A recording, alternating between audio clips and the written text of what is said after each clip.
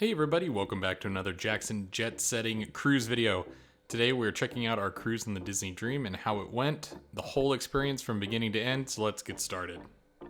So we booked a 3-night voyage on the Disney Dream in April of 2022, stopping in Nassau, Bahamas, and Disney's Castaway Cay, their private island. So the whole journey began with a nice package in the mail from Disney, which had our luggage tags on there. So the luggage tags, I feel like this is one of the only cruise lines that still does this, actually mails out luggage tags for you. But these are used once you get to the ship. You can strap those onto your checked bags and they'll take them to your stateroom. For us, we had Disney's transportation from the Hyatt MCO, which is located in Orlando's airport, really convenient for us, flying from Phoenix and getting in late night. So we packed these even though we didn't have any big bags on this trip, just some carry-ons, a quick 3-night voyage for us. But you know, you do need those in case you want to use the porters at the port, or if you're using the Hyatt transfers or Disney transports, you can have them take your bags all the way to the ship for you.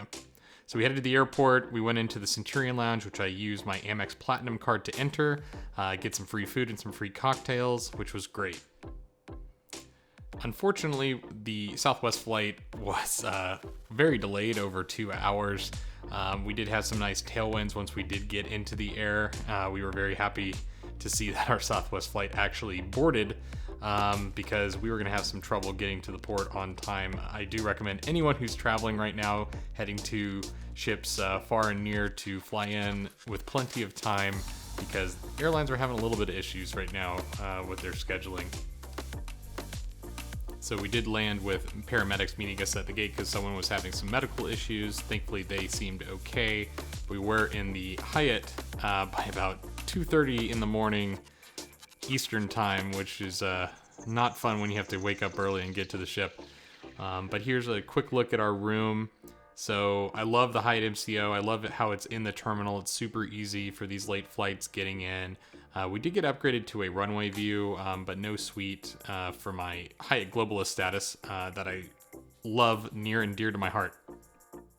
And I wanted to feature this because I feel like a lot of people don't realize that while Disney does have transportation to the ship from all of their own hotels, they also partner with the Hyatt MCO here for people like us that are flying in from parts far and away and aren't staying at Disney before the cruise. So that is an option for you, and they hand you a nice little letter at check-in here, exactly what the procedure will be like in the morning for your departure to the ship. So in the morning, you slap those luggage tags on, and porters will meet you at your room or go into your room for you to grab luggage and take it to the ship for you, and you'll see it at your stateroom on board the ship, which is great.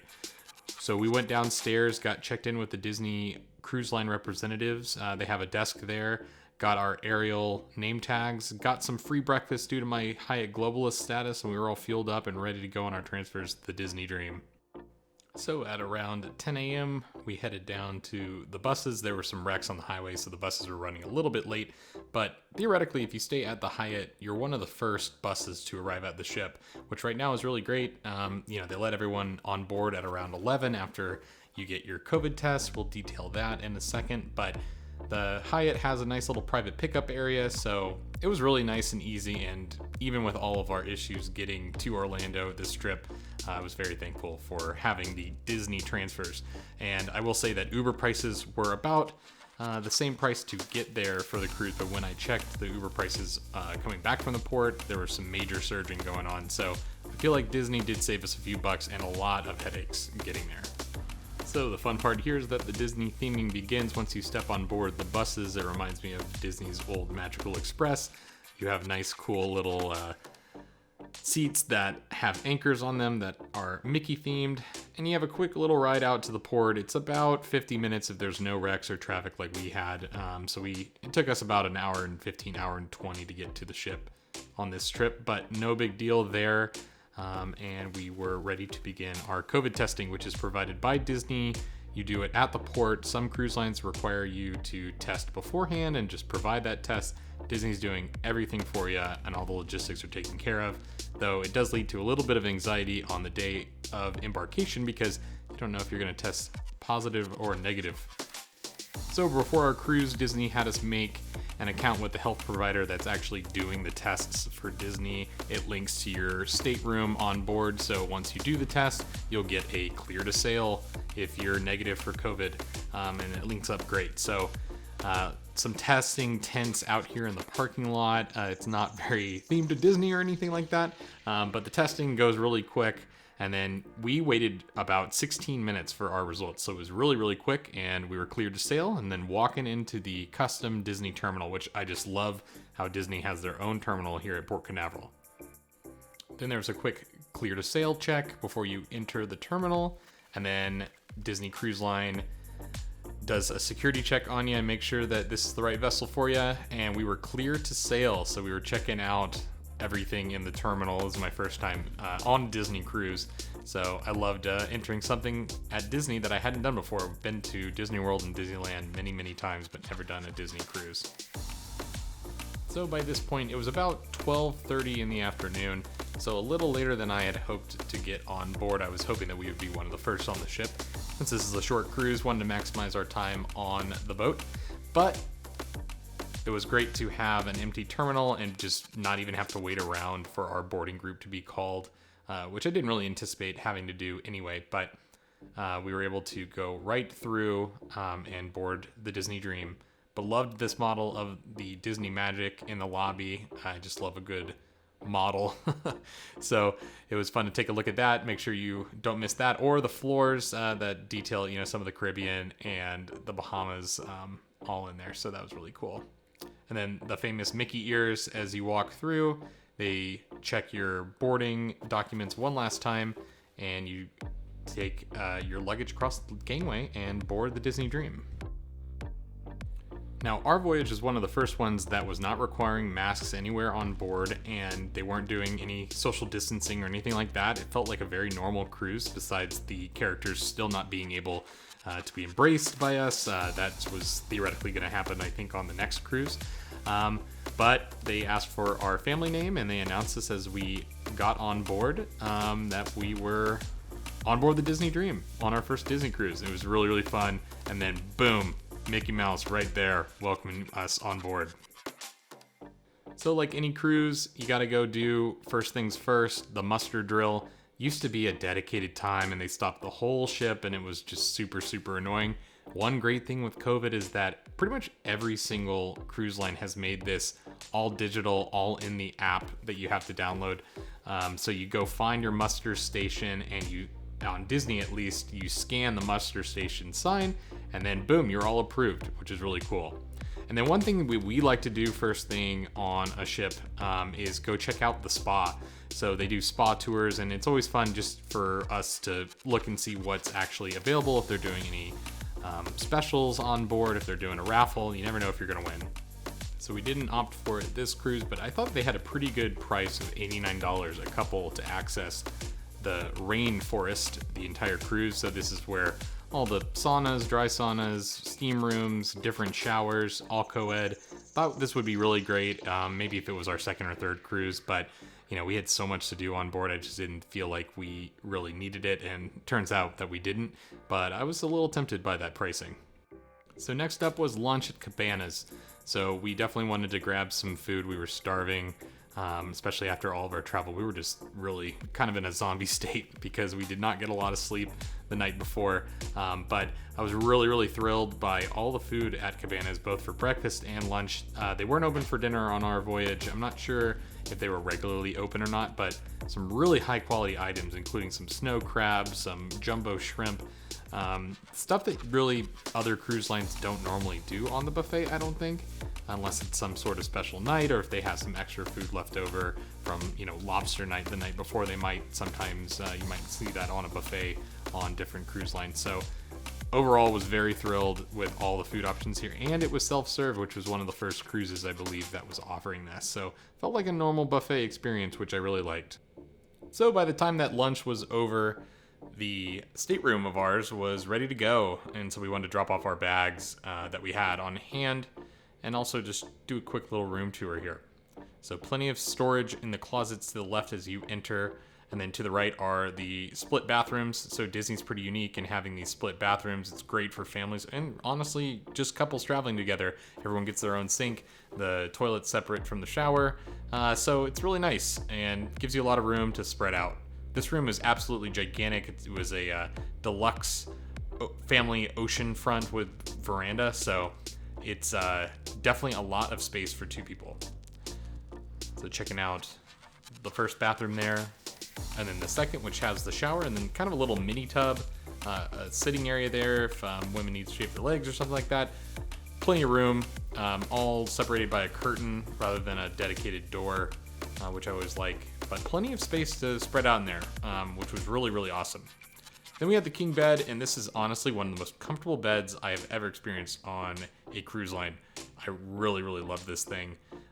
Pull out couch there, small television, wish that television was probably a little bit bigger, but it had a lot of functionality, had Disney movies on demand, had some channels from the States if you wanted to catch up on some news, mini fridge there for any leftovers or drinks that you wanted to keep cold, drawers for storing, lots of plugs to charge your devices, and then more storage above the TV. And then just 4 little glasses there, for having some drinks. No waters or anything in the room. I know some cruise lines, like on Virgin, we had some refillable waters that were replenished by our stateroom attendant, which I really liked. Nothing like that on Disney. And then as I fumble with the door there, checking out our balcony, which was a balcony. It was great. Since it was our first time on the Disney Dream, we wanted to make sure we made it to the open house that was for the Oceaneers Club and Oceaneers Lab. We wanted to check out the kids' areas just because we were curious what it looked like. We were a little jealous of the kids on board that they had all this space to hang out and have fun. But we did tour that, and make sure you don't miss that if it's your first time on board or if you just love checking things out. Now, I know with the first sailings after COVID, Disney was limiting the number of kids that would be in here. You had to make reservations, and some kids were maybe shut out because they couldn't make a reservation in time. Luckily, everything was back to normal on the ship. Kids could go in and out as they pleased. No reservations needed, which is awesome. But plenty of space here for them to spread out. They have a whole section of the ship. I think this is kind of where a casino would normally go. There's no casino on board Disney Cruise Line, which I kind of liked, even though I do like to gamble a little bit. It was nice just to focus on the fun and not potentially give some money back to the cruise line operator. But plenty of Star Wars space here. As an adult who loves Star Wars, this is awesome. But probably loses a little bit of the specialness when it first premiered, because now they actually have a whole ride at Disney World that you can pilot the Millennium Falcon yourself. So after this, we wanted to check out the Midship Detective Agency. This is one of the things I was kind of excited for. Disney makes a big deal that a lot of the art on board is sort of magical and animates as you walk by it, which is certainly true. And then if you have one of the QR codes from the Midship Detective Agency, you can help solve the mystery of the missing puppies or help the Muppets find someone who stole the show, I believe. But there's a couple different missions. It takes a little bit of time, and you're hustling around the ship. I mean, there's a lot of walking, and it's really a lot of fun. So here's an example of one of those and what it looks like. Super, super cool. Definitely recommend doing this, especially if you have like maybe a little bit of gap time in between activities. You don't have to do it all consecutively. You can pick up right where you left off. So that's really fun, and just a fun thing to have in your back pocket for another thing to do on the Disney Dream. So this is one unscheduled activity that Disney has on board for you to do. Of course, you have the pools, you have the aqueduct, which we'll show you in a bit. But then there's also scheduled activities that I always love to do on cruises, especially trivia. I love trivia. So they had plenty of trivia on board, both Disney specific trivia, Marvel trivia, Star Wars trivia, but then general knowledge trivia. We were fortunate enough to win one of the rounds, which was awesome. So we wanted to make sure that we did that right before dinner and the evening's festivities got going. So we had a late dinner at Apollo, so we did the 6 p.m. show in the Walt Disney Theater, which was the first showing of the Golden Mickeys since COVID. That was really fantastic. We were impressed by all of the entertainment on board. Really high quality stuff, which is to be expected from Disney.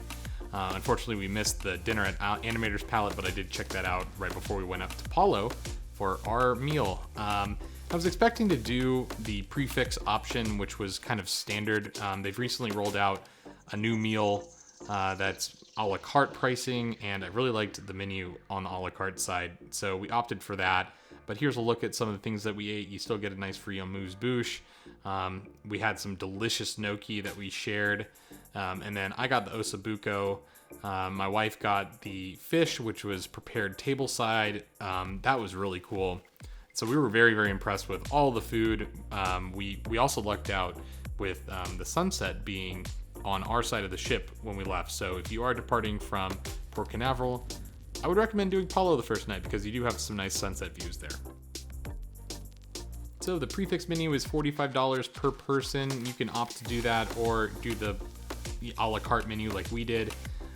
I feel like there's better menu items on the a la carte side, and you don't feel the need to get, an antipasti and a salad and everything like that.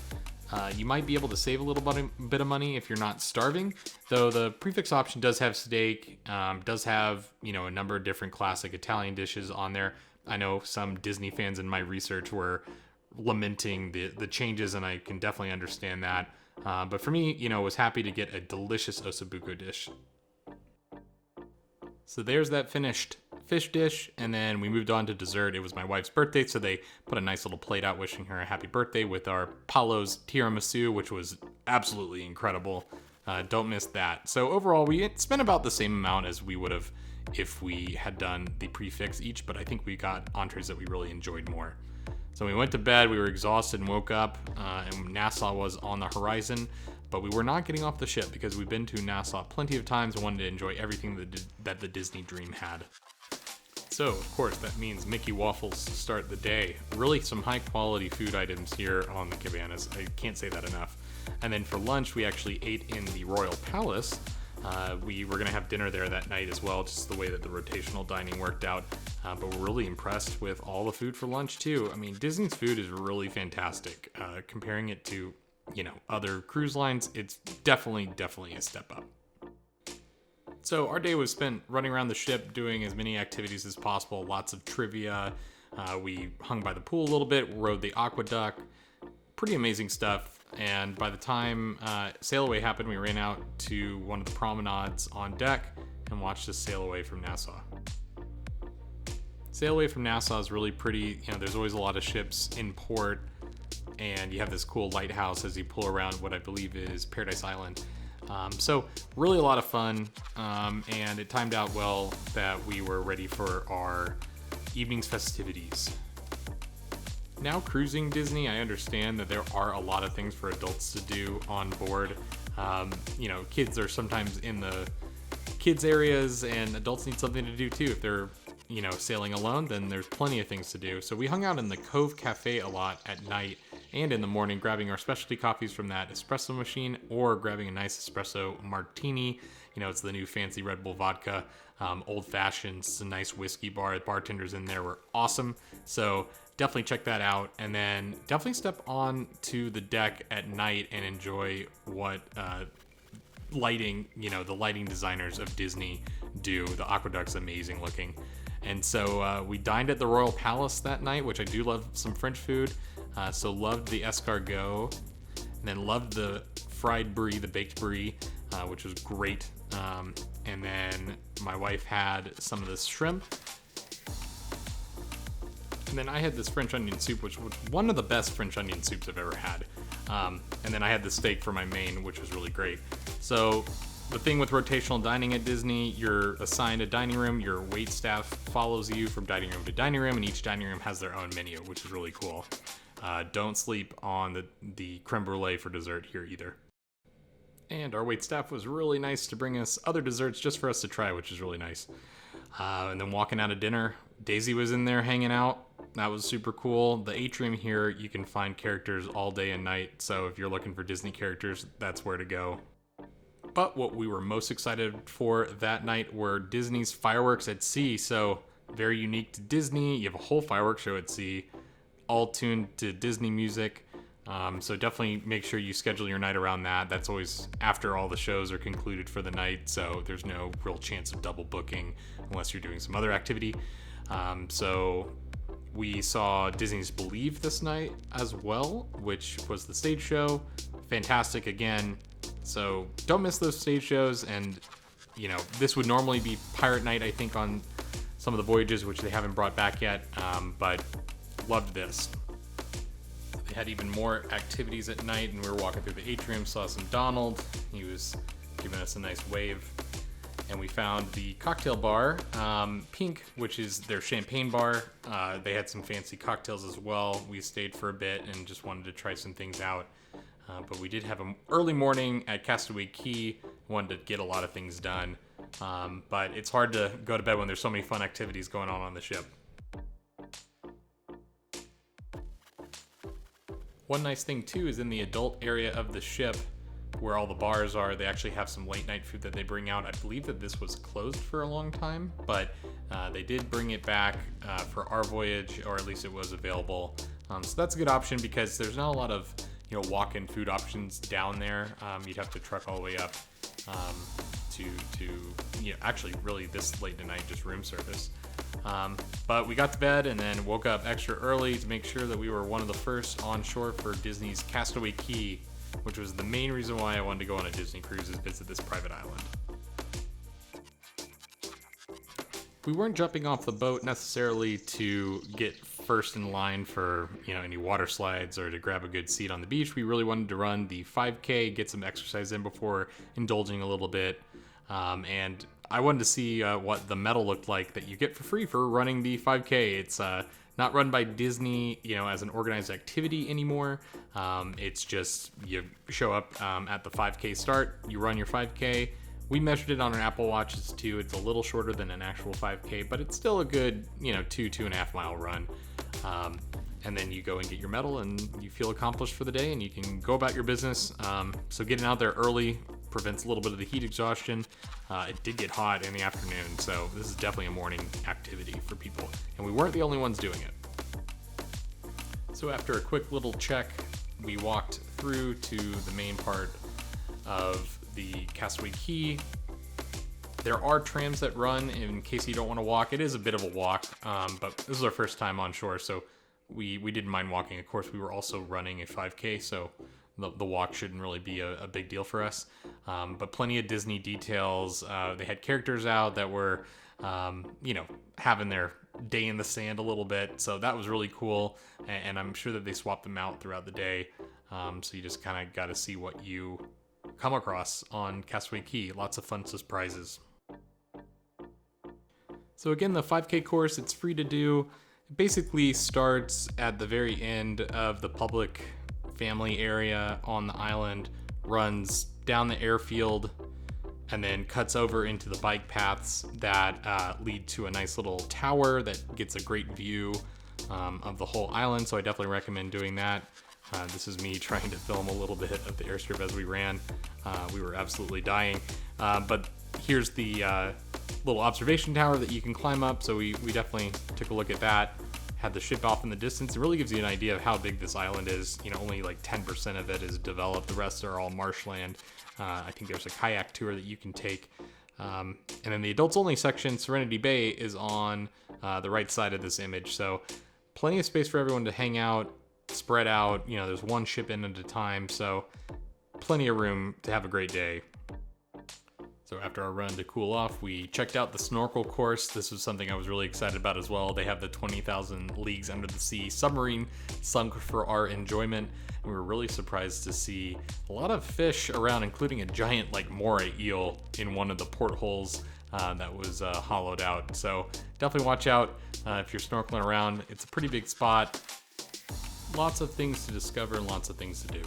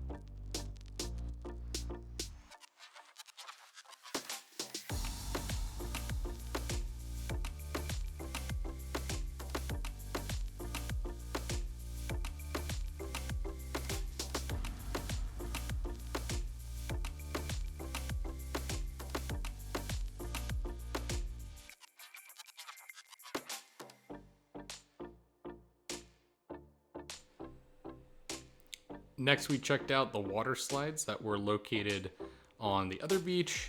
Really cool that it kind of feels like a floating island. So you wade out there, and there's 2 separate water slides. We waited about 10 minutes for these, so keep that in mind if the ship is back to full capacity, which I imagine it will be pretty soon. You might have a long wait for these, and they did have a line set up on shore before you made it to the island. It wasn't in use during our cruise, but might in fact be in use for yours.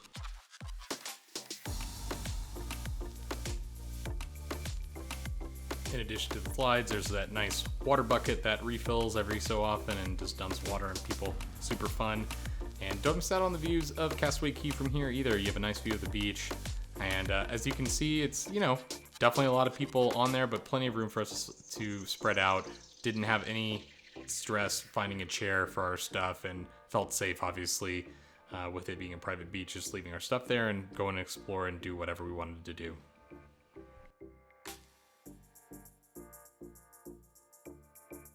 So after a fun morning of activities, we were ready for lunch. So we had lunch at Cookies 2. There are 2 main barbecues on the island, plus one at Serenity Bay for the adults. All have the same menus for the most part. So we were closer to Cookies 2 where our seats were, so that's why we elected for that one. It's all buffet style. They have some nice, ribs and chicken and burgers and that sort of thing. Quality was pretty high. It was nice to get, something cooked over an open flame. We really enjoyed our lunch. One thing I liked here too is that, all drinks are included on the Disney ships, and that goes to Castaway Cay as well. So you can grab a Powerade if you need some hydration, some waters, soda waters, that sort of thing, Coca-Cola if you want to pick me up in the afternoon. So plenty to enjoy on the island for free. Of course, there are bars there and with some specialty drinks, and we did sample a few. That was really fun. Lots of upcharge activities, banana boats, stingray excursions, bikes, that sort of thing. Plenty of fun stuff on this island, and I understand why there are some cruises now that have 2 stops at Castaway Cay. I would not mind that for my voyage. There's lots of fun areas in the shade too. They have some basketball courts, some pool tables, ping pong, that sort of thing, just to get out of the sun, and in the afternoon it does get really hot. So unless you're used to that, that might be some place of refuge for you.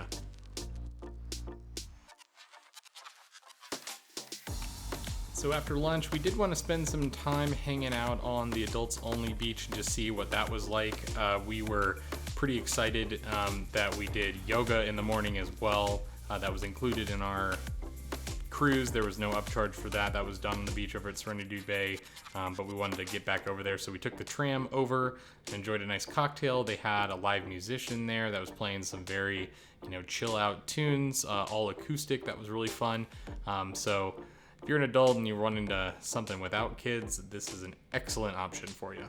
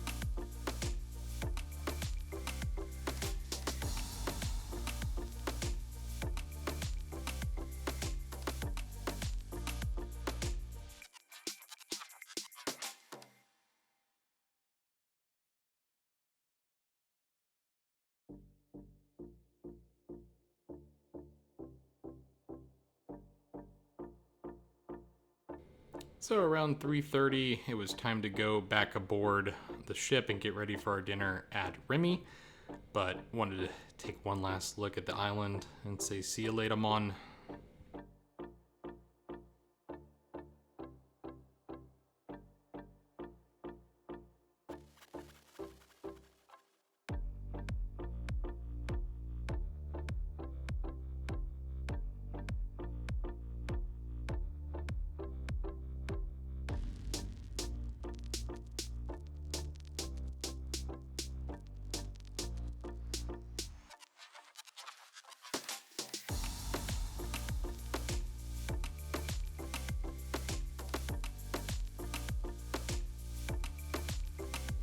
You don't really end up sailing very far on a 3-night voyage to the Bahamas. It's less than 500 nautical miles. So on our way back, we took it a little slow, but it was a really cool sail away as we just left basically what was a deserted island. Had another espresso martini. This one with some printed stuff for Easter. It was Easter that day, and we made our way to Remy after getting dressed. We're really excited for this opulent meal. And we definitely had a lot of fun checking out the $25,000 bottle of wine that was featured in Ratatouille. And again, we were very lucky in that we had a nice sunset view as we sat down. We were really excited to check out this Art Nouveau feel of the restaurant and just really enjoy a nice, long, high-end meal. Really loved the cocktail that was made for us, tableside. Really a nice way to get the meal going. So some nice Grey Goose vodka with some Moet, and just beautiful sunset views and a gorgeous drink in the light. So we had a cool amuse-bouche, which was basically like a tomato soup in a cube. It was incredible. A nice little taster from the chef just to cleanse our palates and get going. They presented the loaf of bread that they were going to be serving us this evening with 3 different types of butter. That was really cool. And then we opted for the American side of the tasting menu. There's 2 choices there. And we just liked what it looked like on the American side, though. Still very French influenced, of course. I opted for some of the short rib ravioli here. You saw the seared ahi tuna as the first course just earlier. But oh my gosh, I just am getting so many memories back from this meal. All the flavors are just incredible and unbelievable what you are served on board a cruise ship. And if you're doing research online and you don't like something on the menu, just know that they'll work with you and they'll swap out things, so that was really nice of them. I'm not a big fish guy, so I swapped out the fish dish there. This is the lamb that was just incredible. And then I opted for the A5 Wagyu here, so that's on the right. The left is the Australian Wagyu, so it was fun to choose between the two. And then the cheese course, which, I mean, there was like 15 different types of cheeses or something that we tried, were really fantastic. And then it was time for dessert, which just had lots and lots of different types on there, and it was just multiple course after course with dessert. And while you might be watching this and saying, wow, that's, not a large amount of food in a short period of time, this is like a 3-hour meal and you're absolutely stuffed because of how rich everything is. We saved some of the desserts that they brought out for us for enjoyment when we got home. They gave my wife a rose for her birthday, which was really nice, and yeah, we just really enjoyed our time, and we were sad that it was all over and that I didn't get to try a drink over here at the Meridian Bar. We also checked out the Skyline Bar just to see what it looked like. This is the bar that changes cities as you sit, which is really cool. But before you know it, it was time to get off the ship on our disembarkation day, which is really sad. But we had transfers back to the Hyatt, and everything went smoothly with that, and we were back in the Hyatt for another layover day just because of flight prices. This time we got upgraded to a slightly larger room, so I'll show you this just in case this might fit your family's needs a little bit more. But again, thanks a lot for watching. If you're not already subscribed and you enjoy these types of videos, hit that subscribe button, at least like the video, leave me a comment, tell me what you liked, what you didn't like. I love hearing feedback. I love making these types of videos, so thanks again for watching.